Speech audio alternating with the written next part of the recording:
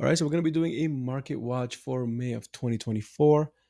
And the theme here is listings, listings, listings. Yeah, we have seen a tremendous amount of listings come to the market. And we kind of want to dive in what's happening here. So if you are a buyer, if you are a seller, or if you are an investor, this video is going to be useful. We're going to add some tips at the end to help you kind of navigate through this marketplace. So you're going to see this market watch kind of page that we get. This actually is provided by the TREB, the Toronto Real Estate Board. And we're going to look at some of the key kind of figures that they bring out here, as well as some important kind of figures that you need to know just yourself if you are a buyer, a seller, or an investor. So let's dive right in. So one thing I like about this kind of front page that they have is it has some economic indicators to the left. Talks about some releases, some conversations with the CEO and other kind of folks, the execs. And on the right side and the bottom there, it talks about some of the data points that are happening in the marketplace. And this is for May of this month, past month rather, versus last year. So a lot of it is year over year kind of data. So let's dive in. One key one here, the theme of this is listings, listings, listings, is we saw an 83% increase from last year to this year in active listings. Now realize, new listings coming to the market has been increasing. We've seen that in April, we've seen that before as well. So that's been increasing by about 21%. And then sales has been coming down. So if you look at last year, May versus this year in May, we saw about 21% decline in about units that are in sales. These are units that are transacted. Interestingly enough, the average price has come down, but it hasn't come down tremendously. And this is the average price for all, right? Detached, semis, townhouses, as well as condos. And condos are going through a little unique phase right now. It kind of warrants a video for its own, but we'll touch up on that a little bit later today. And then finally, the one here I want to kind of show you is average listing days on market versus average property days on market. The bottom is the more important.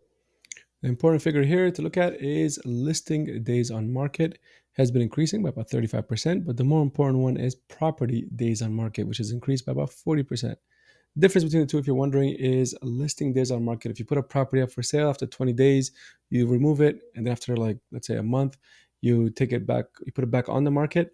That will be a new listing. So the ticker kind of restarts for listing days on market, but the ticker continues for property days on market, which is why you always see a higher number for property days on market.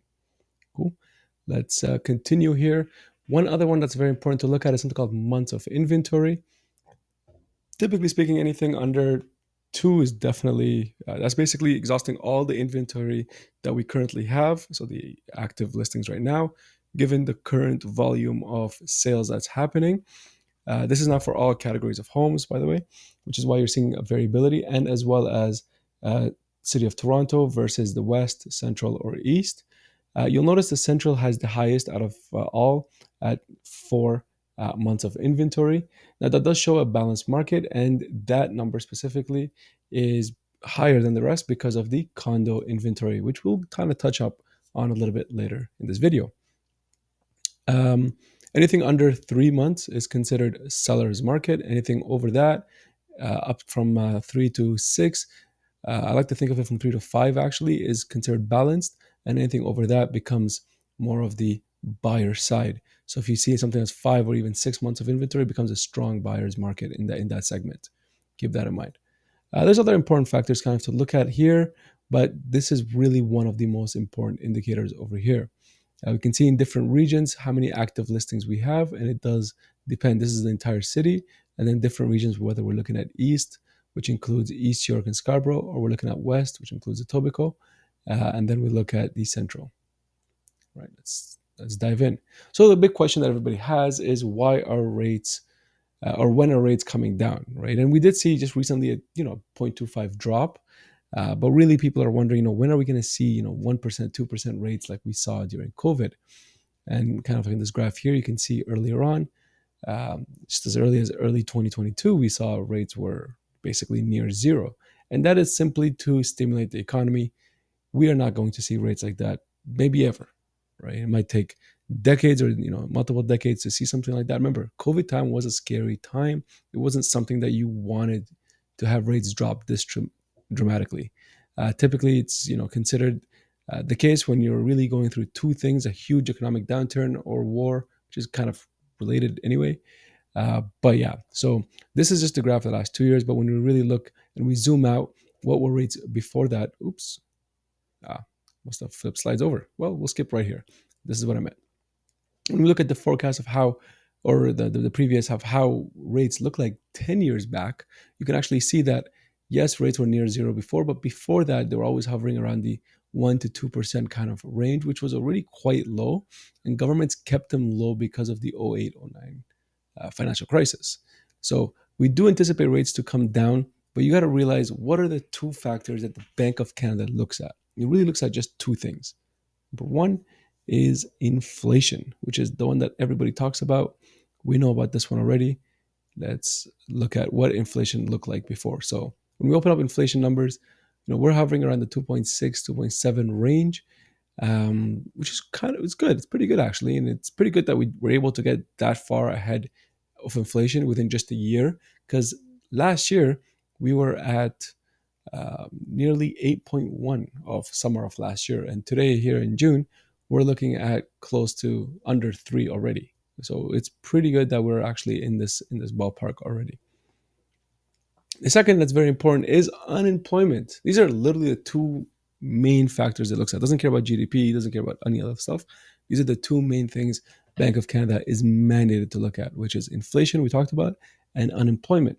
And look at this graph for unemployment. This past year alone, it looks like we have 10x what unemployment is. But when you look carefully at the y-axis, we're not even starting at zero. We're starting at nearly 5, which 5% unemployment to about 6.1% unemployment is actually all really good numbers, because when we zoom out and look at what historically it looked like, here's the numbers for unemployment for Canada. We used to hover actually close to the 7% range until COVID happened, and then it jumped up to nearly 13%, nearly 14%, I should say. And then with obviously stimulating the economy, lowering the rates, all that kind of stuff, it brought down unemployment to even below 6% to nearly 5%, which is considered a gainfully employed economy. It's perfect. We're spot on. And actually, where we are right now is at 6%, which is actually below where we were before previously, for the most part, right? I know just before we saw a little bit lower, but these numbers aren't bad. So unemployment numbers are not too scary.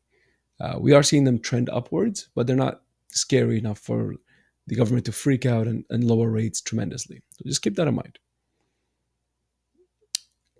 Let's take a look at some tips. I promise you guys some tips for buyers, some tips for sellers, and some tips for investors. So if you are a buyer that is watching this, very, very important, get pre-approved early. I know rates might be coming down, but you don't lose anything by having the pre-approval on hand.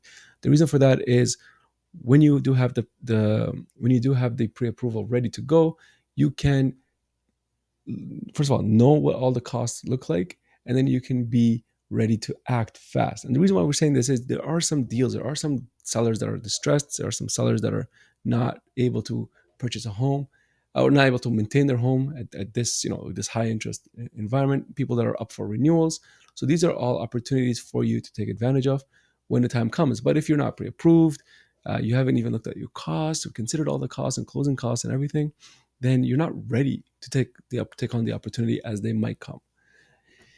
And one important one is also have a long-term perspective. If you're looking to purchase, a condo or a house and just flip it for next year, it's probably not the market right now for it. In fact, a lot of investors have exited that kind of investment strategy just simply because you don't really know when things are going to get heated back up again.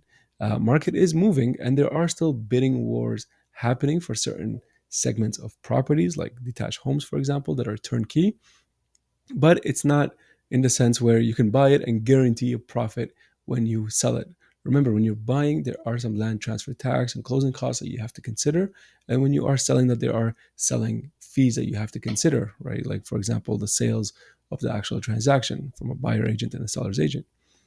And lastly, of course, as a buyer, make sure you are working with an experienced real estate agent so they can help you navigate throughout this environment. If you are a seller watching this, here's some quick high-level tips for you. Price your home competitively. Guys, if your neighbor sold 2 years ago for record pricing, that doesn't mean you can try to get that even if your home is bigger or whatever. That's not how it works. You have to sell in the marketplace. It's not about putting your house on the market.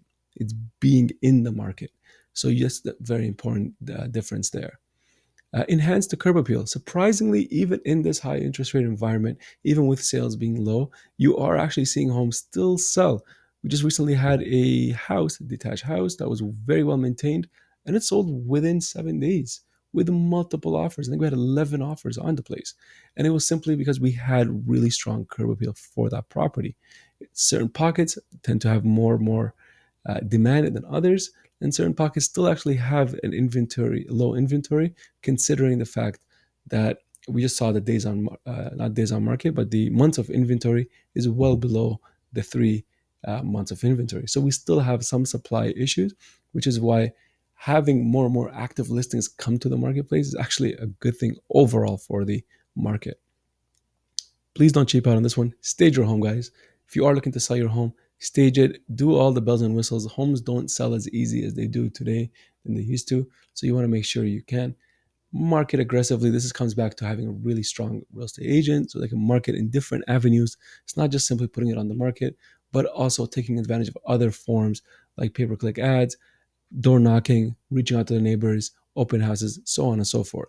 And understand the market, understand what's happening on the market so that you can pick a right time when you can list your home. And this goes back to working with the right individual that can help you navigate that aspect.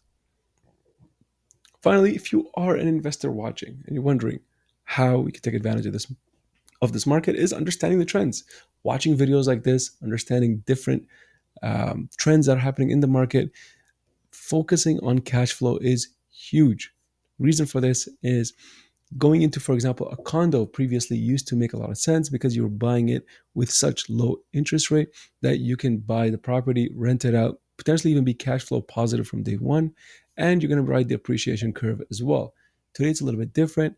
Cash flow is very important. It kind of ties down to the next point, which is leveraging and financing wisely is very, very important because you, if you have a negative cash flow property, it might not appreciate fast enough for your goal to sell it. So you might want to make sure that you're at least cash flowing right now. So looking at something that's a duplex or a triplex, things like a detached or semi-detached house that has a separate entrance basement, taking advantage of that high rental market price where you can make a lot of cash from the rent can be very advantageous. Going back to leverage financing wisely, it's a different market now. Before you can just refinance your house, pull that equity out, buy a second, pull that equity out after a few years, buy a third and a fourth. And that was the kind of game back in the days, but it's a little bit different now. You don't really want to be refinancing. If you have a great rate, you don't want to be refinancing and losing that rate potentially. Secondly, you don't necessarily want to be over leveraging yourself in this marketplace with the anticipation that rates will drop, within a year very quickly. It's not the case. We anticipate rates to come down very slowly. So just keep that in mind. Location, of course, has to be there because at the end of the day, it does matter where you are buying the place. Some pockets of the neighborhood offer much better value and have a higher growth potential than others. So just keep that in mind. If you are an investor, it's a little different than if you're a home buyer because you're not necessarily focusing on just school ratings or specific pockets that you want to be with closer to your family and friends. Here, you're thinking numbers more. So you want to be very, very thorough in checking your locations. And then, of course, doing your due diligence for all of the above and the due diligence on the property itself. It's very, very important. I had to put the stay tax savvy there simply because of the new tax capital gains tax kind of rules that were added. I don't want you to feel like there's no way to make money in this market. There absolutely is. And then build a reliable team. It's not just the real estate agent, but also the mortgage broker, your accountant, as well as your real estate lawyer. So we're all here to help. And of course, if you have any questions regarding real estate, feel free to reach out. If you enjoy this content, please like it and follow, subscribe so I can create more content like this for you. Thank you and have a good one, guys. Cheers.